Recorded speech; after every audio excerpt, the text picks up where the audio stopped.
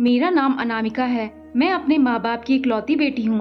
अपने बच्चे तो हर माँ बाप को ही प्यारे होते हैं, पर मैं अपने माँ बाप के लिए काश की गुड़िया थी। जरा सी खरोच भी नहीं आने देते थे मुझे। याद है जब एक बार मेरे पेट में बहुत तेज दर्द था, मेरी मम्मी और पापा सारी रात मेरे लिए रोते रहे थे। बाहर इतना तेज तूफान था कि मुझे पापा बाहर ले जा नहीं सकते थे। बहुत तेज बारिश और आंधी चल रही थी, पर पापा मुझे किसी भी तरह डॉक्टर के पास ले जाना चाहते थे। जैसे ही पापा मुझे ले जाने लगे तो उनके पैरों के जूते भी टूट गए थे। मैंने जब से होश संभाला था, हमारे घर के हालात बहुत ही खराब थे। मेरे पापा को नौकरी से भी निकाल दिया गया था, क्योंकि मेरे पापा कई दिनों तक मेरी वजह से काम पर नहीं जा सके थे, क्योंकि मुझे इतना तेज बुखार और पेट में दर्द था। हमारे घर में भूखे रहने की नौबत आ गई थी। मेरे माँ पापा भूखे सोया करते थे और मुझे कैसे भी कहीं से भी लाकर खिलाकर सुलाया करते, कभी भी भूखे सोने नहीं दिया था। मुझे अपने माँ और पापा पर बहुत प्यार आता कि उनको अपनी फिक्र नहीं, बस मेरी फिक्र है। एक दिन मैंने अपने पापा से कहा कि पापा, जिस तरह मुझसे बढ़कर आपके लिए कुछ नहीं, इसी तरह मेरे लिए भी इस दुनिया में आपके अलावा और कुछ नहीं। पापा ने मुस्कुराकर मेरी तरफ देखा और कहा, बेटियां कितनी प्यारी होती है। मैंने पापा से कहा, पापा आपको पता है मैं तो स्कूल में भी सबसे कहती हूँ भगवान सबको मेरे जैसे पापा दे जो मेरे लिए सब कुछ है। फिर पापा ने मुझे अपने गले से लगा लिया और माँ कहने लगी, हाँ हाँ मैं तो तुम दोनों की दुश्मन हूँ। मम्मी की यह बात सुनकर हम बाप बेटी दोनों हंसने लग जाते और मम्मी नाराज हो जाती। फिर हम दोनों मिलकर मम्मी को मनाते।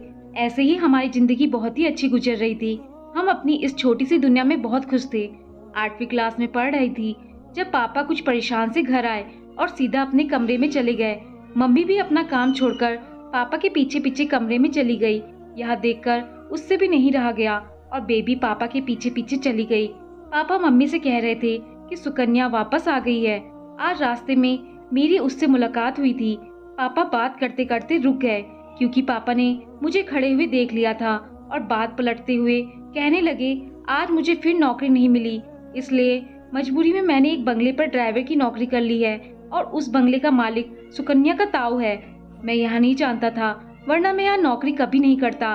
फिर मम्मी ने कहा, तो क्या हुआ, हमें तो पैसे की जरूरत है, हमें नौकरी चाहिए थी, फिर कहीं भी हो। तो पापा चुप हो गए। फिर मैंने माँ से पूछा, माँ यह सुकन्या कौन है? माँ ने मुझे बताया, यह एक अमीर बाप की बेटी है जो 10 से 11 साल पहले यह देश छोड़कर चली गई थी। तुम्हारे पापा पहले उसके घर ड्राइवर की नौकरी करते थे। फिर मैंने माँ से कहा, इसमें परेशान होने वाली क्या बात है? माँ ने कहा कि तुम्हारे पापा ने सुकन्या से कर्ज लिया था, अब उनको इस बात का डर है कहीं वह अपना कर्ज वापस न मांगने लगे। मैं अपनी माँ की बात सुनकर चुप हो गई। पापा सुकन्या मैडम के घर जाने लगे थे। पापा उनके ड्राइवर थे। मैडम सुकन्या एक बार पापा के साथ हमारे घर आई थी। जब उन्होंने मुझे देखा तो बहुत खुश हुई और पापा से कहा कि तुम अपनी बेटी को काम के लिए बंगले पर लाया करो। फिर माँ ने मुझे कमरे में छुपा दिया और कहा कि हम अपनी बेटी से काम नहीं करवाना चाहते। मैडम सुकन्या वापस चली गई, मगर अब वह पापा के हाथ मेरे लिए बहुत सारे गिफ्ट भेजा करते। माँ कहती, आप इस औरत से ये सब ना लिया करे। तब पापा कहने लगते कि वह अपनी खुशी से अनामिका के लिए यह सब देती है, और इतना कहकर चले गए। एक दिन पापा ने कहा, मेरी बेटी का जन्मदिन आ रहा है और इस साल मैं अपनी बेटी का जन्मदिन बड़ी धूमधाम से करना चाहता हूँ। तब मैं 15 साल की थी और मैंने मेरी सहेलियों को भी मेरे जन्मदिन पर बुलाया था। और जब मैं केक काटने लगी तो अचानक से सुकन्या आंटी भी हमारे घर आ गई और पापा से कहने लगी, क्या बात है, मुझे बुलाया भी नहीं और इतनी खुशियाँ मनाई जा रही है। तब पापा ने कहा, ऐसी कोई बात नहीं है, हमने तो किसी को भी नहीं बुलाया। वह औरत मुझसे मिलने लगी और एक घड़ी मुझे गिफ्ट में दी। वह तो बहुत ही अच्छी औरत थी। कुछ देर बैठने के बाद चली गई।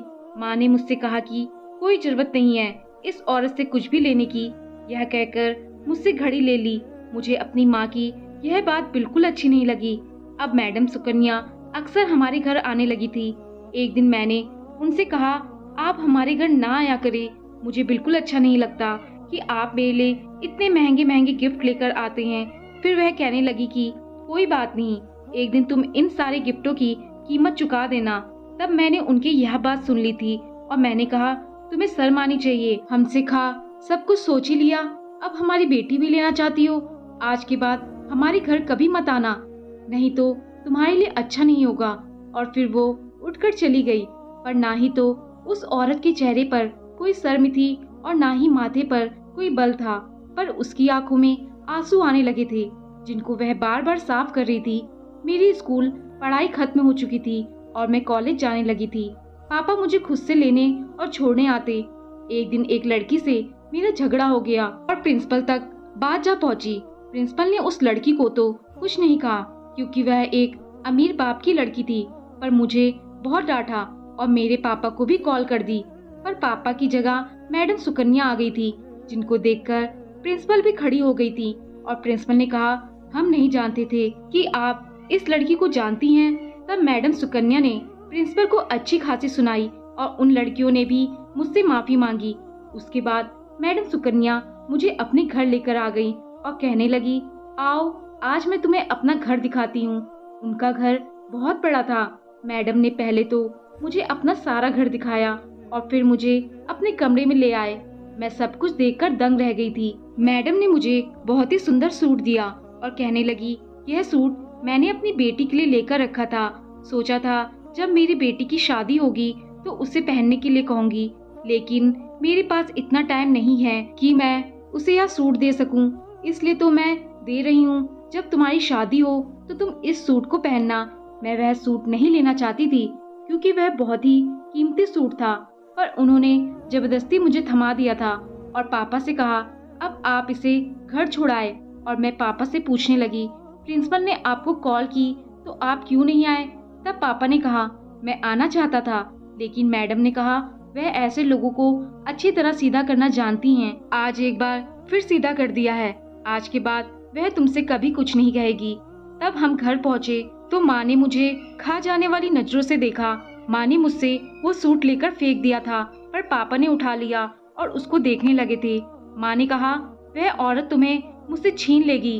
आज अपने घर पर लेकर गई थी, कल देश के बाहर भी लेकर चली जाएगी, तो मेरे पास क्या बचेगा? मैं तो जीते जी मर जाऊंगी। मैं अपनी माँ से कहने लगी, माँ क्या हो गया है? बस वह आज कॉलेज आई थी, कॉलेज में कुछ झगड़ा हो गया था और आप मेरे लिए सबसे बढ़कर हैं। अगर आप कहती हैं तो मैं कभी भी उनसे नहीं मिलूंगी। माँ मुझे अपने सीने से लगाकर कहने लगी, मेरी बेटी मुझे छोड़कर कभी मत जाना, मैं मर जाऊंगी। टाइम निकलता गया, मैंने मैडम से मिलना छोड़ दिया। जब एक दिन पापा मुझे खुद मैडम के पास ले गए, मैंने कहा, पापा अगर माँ को पता चल गया तो वह हम दोनों को ही नहीं छोड़ेंगी। पापा ने कहा, बेटी तुम डरो मत, मैं तुम्हारे साथ हूँ। मैडम की तबीयत ठीक नहीं है और वह तुमसे मिलना चाहती हैं। जब मैं उनके कमरे में गई तो वह सच्ची में बीमार थी। उनके पास एक लड़का बैठा हुआ था जो कि डॉक्टर था। मैडम सुकन्या ने मुझे देखा और मुस्कुराए और उस लड़के से कहने लगी, यह अनामिका है। और मुझसे कहने लगे, अनामिका इस लड़के का नाम विक्की है। फिर मैं थोड़ी देर वहाँ बैठी और फिर वापस अपने घर आ गई। कुछ दिनों बाद उस लड़के विक्की ने हमारे घर रिश्ता भेज दिया। उसकी माँ जिंदा नहीं थी, बस बाप था। वह लड़का मैडम सुकन्या की कजन का बेटा था। मुझे भी वह लड़का पसंद था, पर पापा ने कुछ दिनों का सोचने के लिए टाइम मांगा था। फिर पापा ने मुझसे पूछा विक्की के बारे में। मैंने पापा से कहा कि पापा आप मेरी शादी जिससे भी करेंगे मुझे मंजूर है, लेकिन मेरी एक शर्त है, मेरी जिससे भी शादी होगी वह लड़का मेरे साथ इसी घर में रहेगा, वरना मुझे विक्की तो क्या किसी से भी शादी नहीं करनी।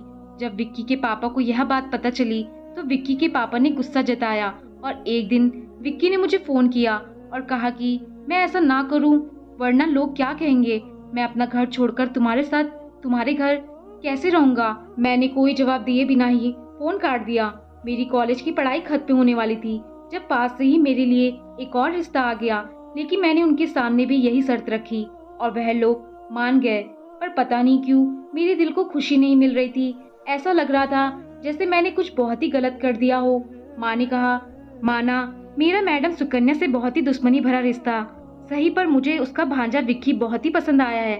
मैंने उसकी आंखों में अपनी बेटी के लिए प्यार देखा है और जिस तरह से वह हमसे मिलता है, ऐसे लड़के बहुत ही अच्छे और सुशील होते हैं। पापा ने अभी तक मेरे रिश्ते के लिए किसी से भी हाँ नहीं कही थी। पापा कहते थे मैं पास में ही अपनी बेटी की शादी नहीं कर सकता, मुझे वह लोग लालची लगते हैं।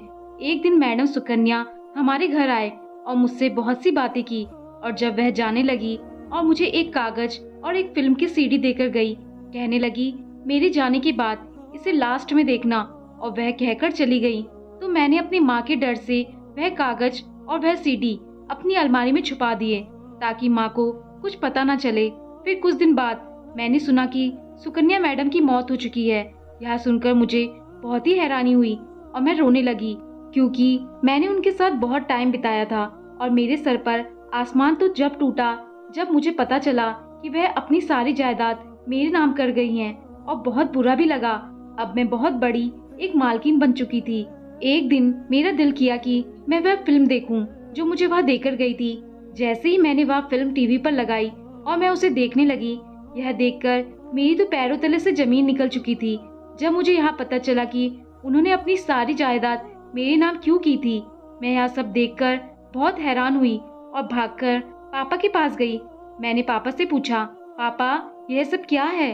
मेरे हाथ में कागज देकर पापा परेशान हो चुके थे और माँ के चेहरे का रंग पीला पड़ चुका था। मैंने पापा से कहा, आपने मुझे कभी नहीं बताया कि वह सच्चाई क्या है, मैं कौन हूँ, मेरी पहचान क्या है। जब पापा ने कहा, तुम सिर्फ और सिर्फ हमारी बेटी हो, तब मैंने उन्हें वह वीडियो दिखाया और पूछा, यह मैडम इस वीडियो में क्या कह रही है? क्या यह झूठ बोल रही है? नहीं, यह झूठ नहीं है। अनामिका नाम रखने से मैं कभी भी अनमोल नहीं बन सकती। तब पापा ने कहा कि इस दुनिया में कोई भी बच्चा पैदा होता है तो वह बच्चा कोई भी अनमोल नहीं होता। यह उसके परिवार वाले और उसके आसपास वाले तय करते हैं कि वह कैसा होगा। तुम हमारी बेटी हो, हमने तुम्हें पाला है, क्या यह तुम्हारे लिए काफी नहीं? मैं रोती हुई वही जमीन पर बैठ गई।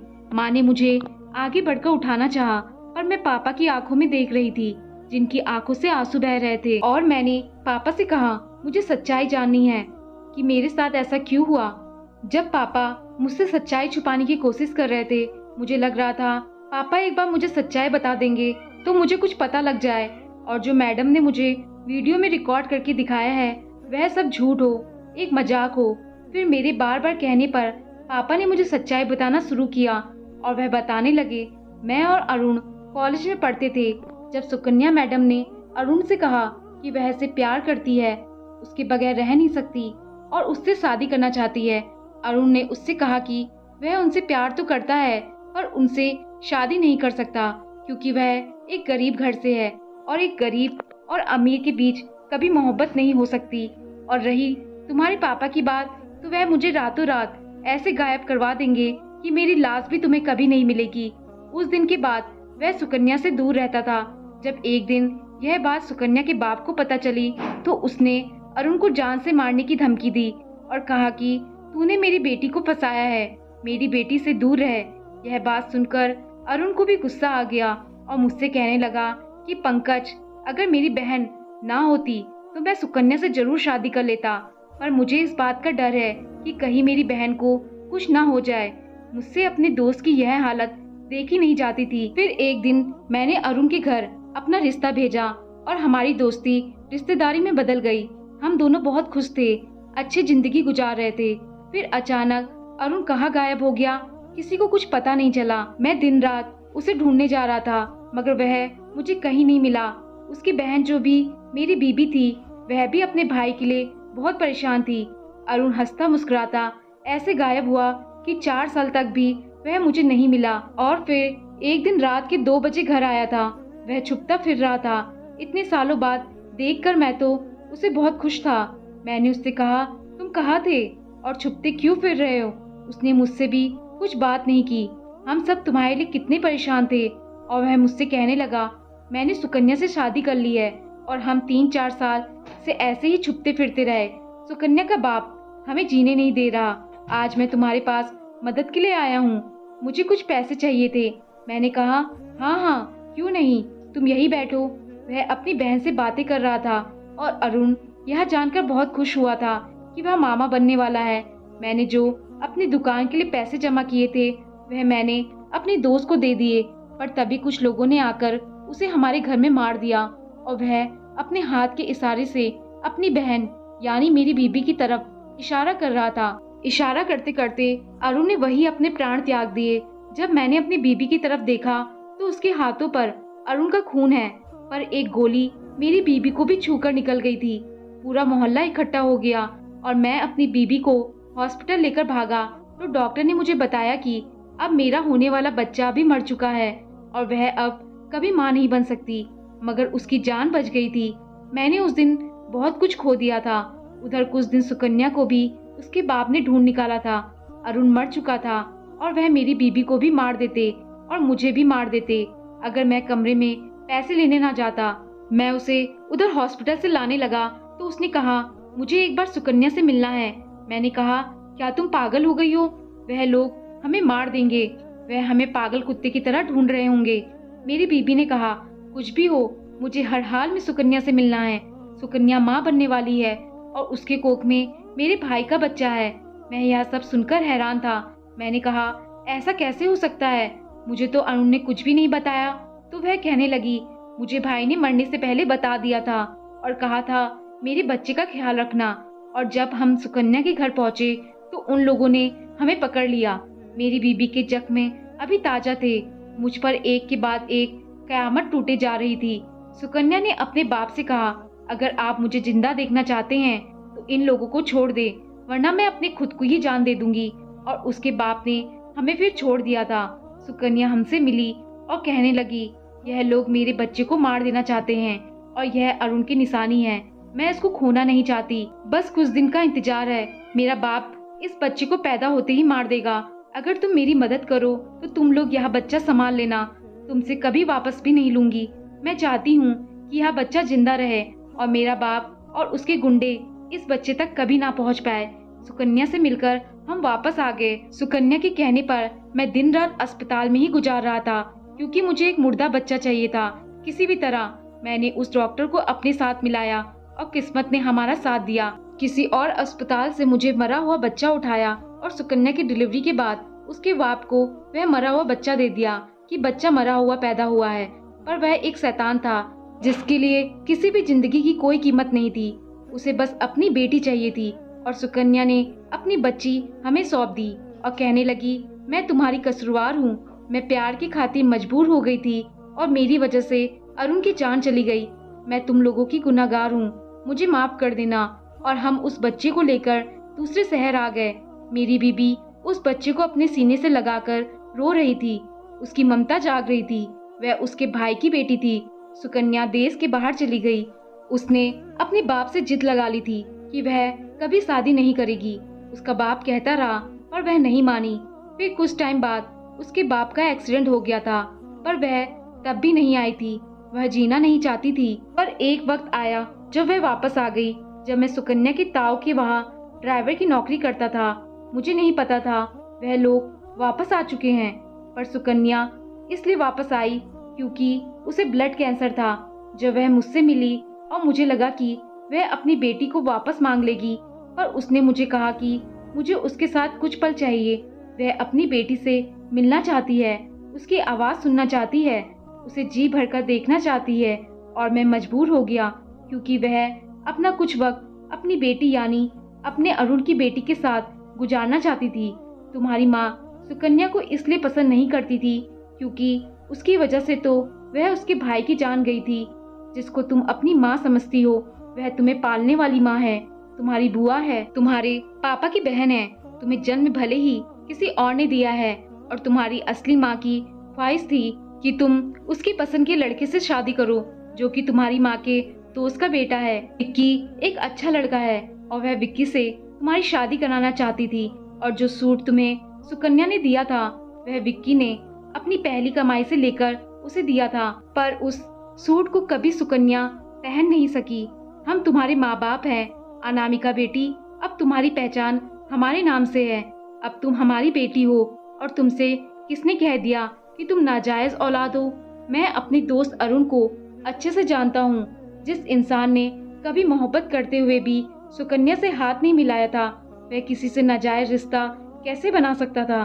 तुम्हारी माँ ने तुम्हें बचाने की खातिर कभी किसी को नहीं बताया। अगर बता देती तो उसके खानदान वाले भी तुम्हें जिंदा ना छोड़ते। पर अब सारी जायदाद उसकी तुम्हारे नाम हो चुकी है तो वह लोग तुम्हें जरूर नुकसान पहुंचाने की कोशिश करेंगे। बेहतर है कि तुम विक्की से शादी कर लो, फिर तुम्हें कोई छू भी नहीं सकेगा क्योंकि विक्की के बाप के आगे किसी के खड़े होने की भी औकात नहीं है। मेरे पापा सब कुछ बताकर चले गए और मैं वही की वही बैठी रह गई। मैं क्या समझती रही और सच्चाई क्या निकली। पर एक दुख ने मेरे दिल के कई टुकड़े कर दिए थे। मेरे सगे माँ बाप के साथ बहुत बुरा हुआ था, जिन्होंने बस मोहब्बत की थी और उन लोगों ने उन्हें अमीरी और गरीबी के बीच की वजह से अलग कर दिया। काश कभी मेरी मोहब्बत के आगे ना आते, पर मुझे अपने पापा की बातों पर पूरा विश्वास था। पर मेरे पापा और मैंने बहुत कुछ खो दिया था और मैंने उनके कहने पर वही जोड़ा पहना और विक्की से शादी कर ली, क्योंकि मेरे माँ बाप और मेरी सगी माँ की भी यही इच्छा थी। अब मैं हर रोज अपने सगे माँ बाप को याद करती हूँ और आसमान की तरफ देखकर मुस्कुराती हूँ, क्योंकि मुझे लगता है मेरे असली माँ बाप भी मुझे देखकर मुस्कुरा रहे होंगे। विक्की भी सारा सच जानते थे, तभी उन्होंने मुझसे शादी भी की थी और मुझसे प्यार भी करते थे। आज मैं विक्की के साथ खुशी खुशी रह रही हूँ।